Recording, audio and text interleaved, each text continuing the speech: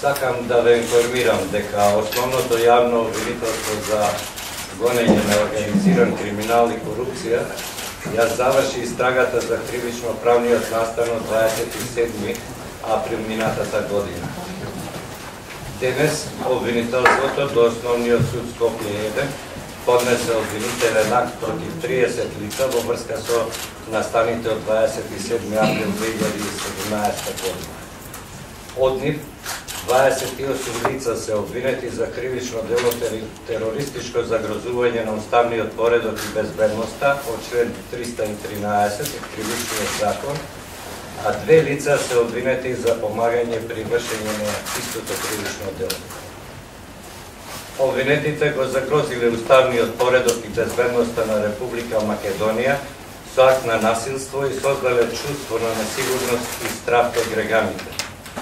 Обсежната истрага утврди и ве уверувам дека во судската постапка ќе се докаже дека обвинетите действувале со иста цел, извршувајќи поврзани и усогласени действија на битието на кривичното дело.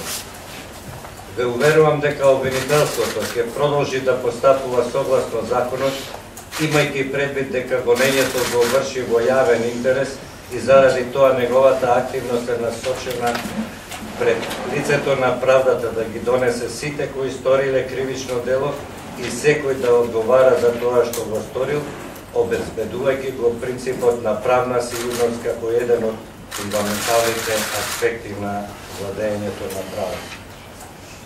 А сега за обвинителниот акт, деталите ви изложи Елизабета Медановска, сам основен јавно обвинителски советник во јавното обвинителство на Република Македонија.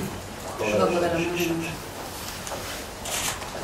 Како што напомна јавното обвинител на Република Македонија, денеска основното јавно обвинителство за гонење на организиран криминал и корупција по сеопфатна истражна постапка по прибирање на сите докази и утврдување на релевантните факти до надлежниот суд поднесе обвинителен акт за 30 мина од вкупно 35 лица кои беа осомничени во овој предмет. Од овие 30 лица, за 28 лица, обвинителството ги товари за исторено кривично дело, терористичко загрозување на уставниот поредок и безбедноста од 313 членот од Кривичниот закон. За 2 лица, обвинителството поведе обвинителен акт и тие се гонат за истото кривично дело, но за помагање во извршувањето на ова кривично дело. За 4 лица за кои обвинителството водеше постапка, истата постапка е прекината со оглед на тоа што во моментов овие лица не се достапни на органите на прогонот, но постапката со нивното пронаоѓање понатаму во обвинителството ќе се продолжи. За едно лице постапката е запрена, бидејќи обвинителството не обезбеди докази дека ова лице сторило кривично дело, односно не беа утврдени елементи на сторено кривично дело во действијата превземени од конкретното лице.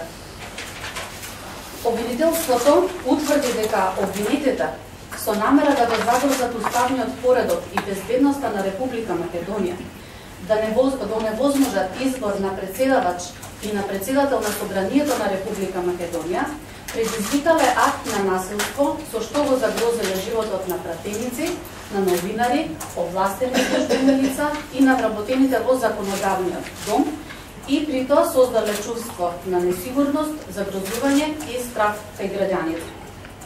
Имено по спроведените опсажни истражни действија, надлежниот јавен обвинител обезбеди докази дека обвинетите извршувале повеќе поврзани или согласени действија за мобилизирање на членството на неколку здруженија и на други лица, за насилно влегување и вршење насилство во Собранието на Република Македонија. Обвинетите действувале од различни позиции, различни групи, но во содейство и во координација и сите имале иста цел да се оневозможи натамошното функционирање на новото парламентарно мнозинство и на тамошното функционирање на Собранието на Република Македонија. Со обвинителниот акт на основното јавно обвинителство за гонење на организиран криминал и корупција, меѓу останатите се опфатени 3 лица, припадници од структурите на Министерството за внатрешни работи, кои како властени лица биле носители на златна и на сребрена команда. Но тие, иако континуирано биле известувани дека животот им е загрозен на пратениците, на новинарите, на овластените службени лица и на вработените од Собранието на Република Македонија, не издале наредби за дополнително ангажирање на посебните и специјалните полициски сили, а со цел внатрешно и надворешно обезбедување на законодавниот дом. Иако ги имале сите информации, тие исто така не издале ниту наредба за евакуација на Собранието на Република Македонија, со што овозможиле непречено да се вршат акти на насилство и директно придонеле непречено да се влезе во законодавниот дом и да се оствари целта на насилниот напад. Во групата обвинети е едно лице кој на 27 април преку телефонски повик во 14 часот и 30 минути било известено да ја започне акцијата, пошто заедно со уште неколкуми на други обвинети лица го мобилизирале членството од неколку здруженија од Скопје, како и од други градови, со цел да извршат напад, насилен напад во Собранието на Република Македонија, однапред знаејќи дека објектот на Собранието не е соодветно обезбеден и заштитен од страна на полициските сили. Овие десетмина обвинети организирале поголема група на луѓе, на кои им донеле маски фантомки и заедно со нив по претходен телефонски повик во 18 часот и 58 минути се упатиле кон зградата на Собранието, каде што истовремено веќе имало насобрана толпа на народ кој протестирал. Во обвинението се опфатени и други лица кои биле учесници во друга група како организатори на движењето за заедничка Македонија. Овие четворица обвинети ги повикале и ги повеле на собраните граѓани кон Собранието и со подпалувачки говори ја разгореле нетрпеливоста на собраните граѓани. Потикнатите граѓани, заедно со лицата со фантомки, ја прескокнале заштитната ограда на Собранието, се упателе кон влезната врата на Собранието и се обиделе со удари, со кршење, насилно да ја отварат влезната врата и да пристапат внатре во законодавниот дом, но поради безбедносната заштита во тој момент не успеале. Истовремено, внатре во објектот на законодавниот дом, веќе другата група на обвинети лица согласно на обвинителниот акт, еден од обвинетите пратеници остварил телефонска комуникација со обвинето лице кое во тој момент бил во групата која чекала пред вратата, со што се утврдува и координација меѓу овие групи.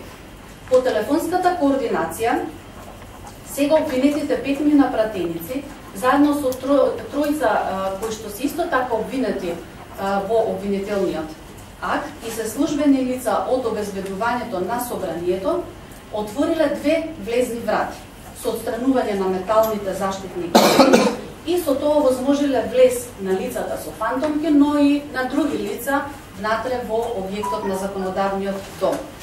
Сега обвинетите од обезбедувањето на Собранието ги насочувале лицата со фантомки, односно другите обвинети, да се движат кон парламентарната сала Македонија и кон прес-салата во Собранието. Истовремено, на собраната толпа и лицата со фантомки биле насочувани од страна на уште 2 сега обвинети лица, кои што се исто така припадници на обезбедувањето на Собранието и од уште едно исто така сега обвинето лице, кое што е вработен во Агенцијата за разузнавање. Обвинетите, заедно со други непознати лица, влегле во прес-салата, при што го започнале насилството, фрлајќи предмети кон пратениците од формираното парламентарно мнозинство и кон новинарите. Дел од обвинетите и физички ги нападнале присутните во пресконференциската сала, при што им нанеле тешки и лесни телесни повреди на поголем број на пратеници. Во прес-центарот, додека траело насилството и нападот од страна на обвинетите, едно од обвинетите лица се насочил кон оштетениот пратеник Зоран Заев, посегнал по пиштолот кој го носел со себе, но не испукал затоа што во тој момент пратеникот бил заштитен од обезбедувањето и од други присутни лица.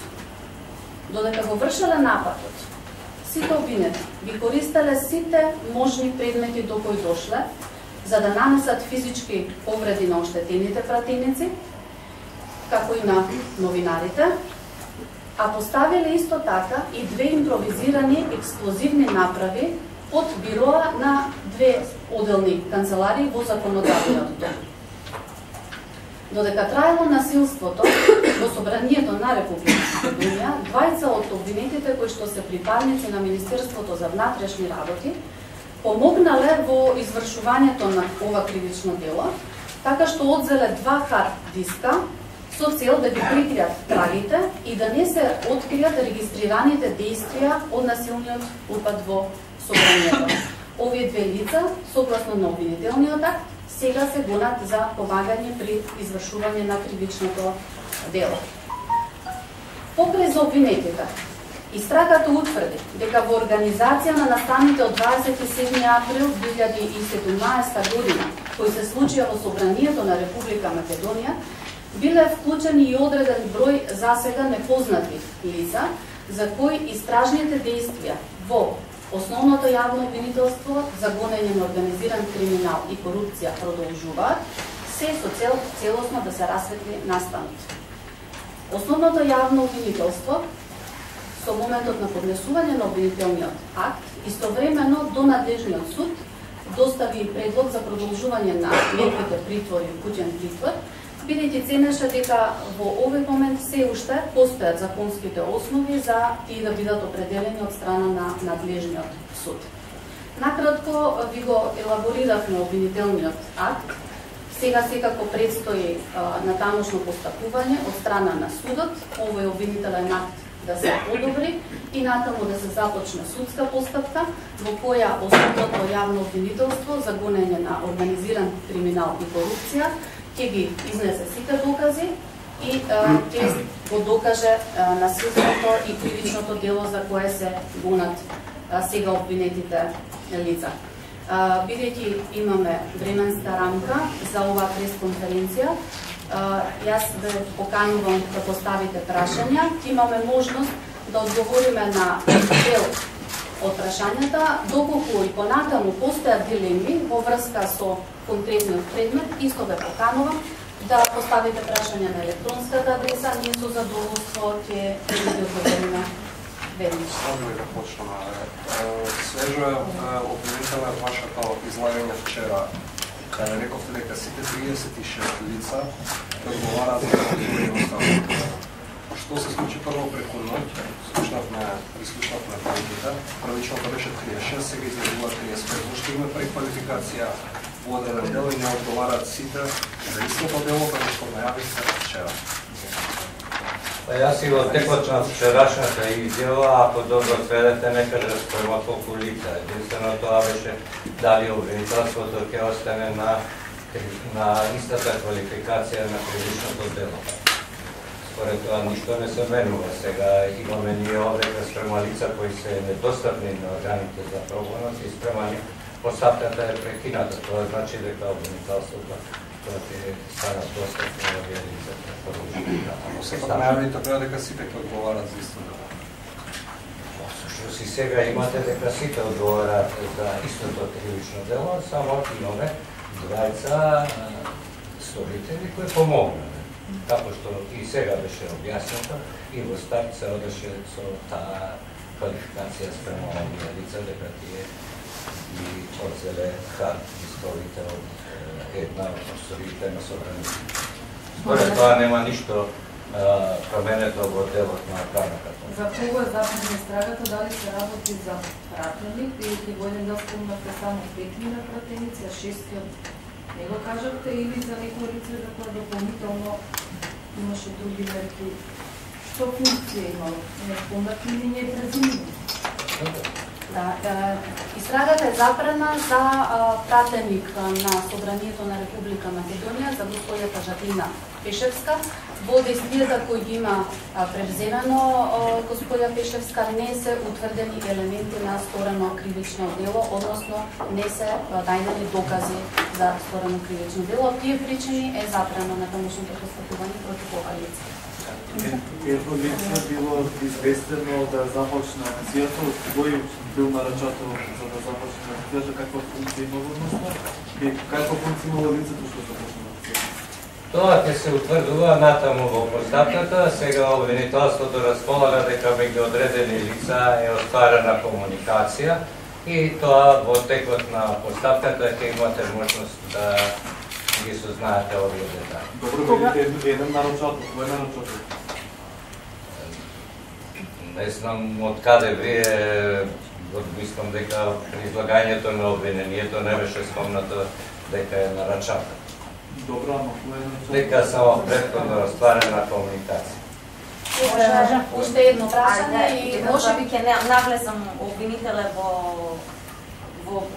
во некој дел кој што во оваа фаза не може да се открие, меѓутоа во излагањето на обвинителето беше спомнато дека тројца кои што се во МВР, кои што имале златна и сребрена команда,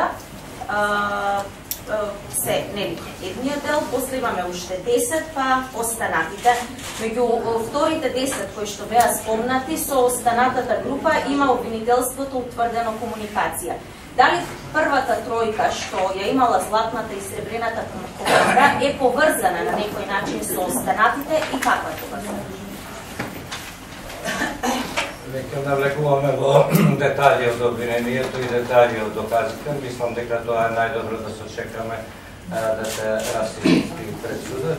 Единствено, како што беше спомнато во обвинението, обвинителството во овој момент има утврдено фактите дека со овие лица е побарана помош за силување на полициските снаги, но тоа до крај на настаните не е обезбедено.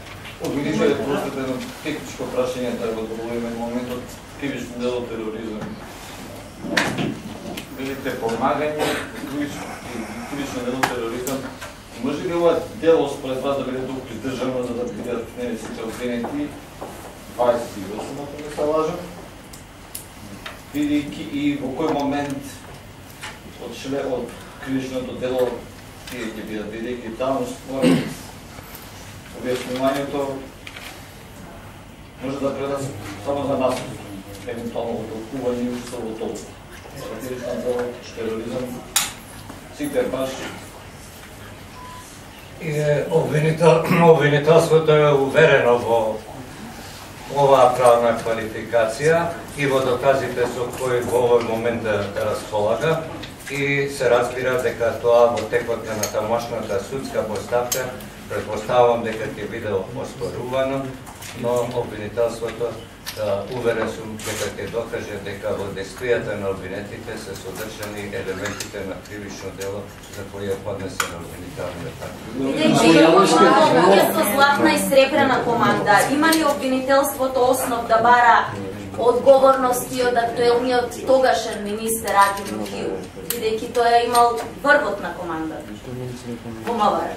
Како што беше и претходно кажено, дека обвинителството и натаму работи на случајот и за било кое лице, ако се утврди дека има придонес или учество во извршувањето на кривичното дело, Инсистирamo рече како благодариме за поставените прашања со оглед на временската рамка. Можност да ве прашуваме. Вистина, мислам дека ќе имате разбирање за прашање на тоа. Благодарам за учеството и за присуството.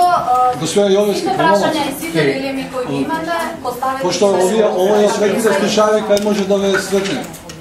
Имаме можност и потаму да се срекаме обвинителството. Има прашање и на темата, молам.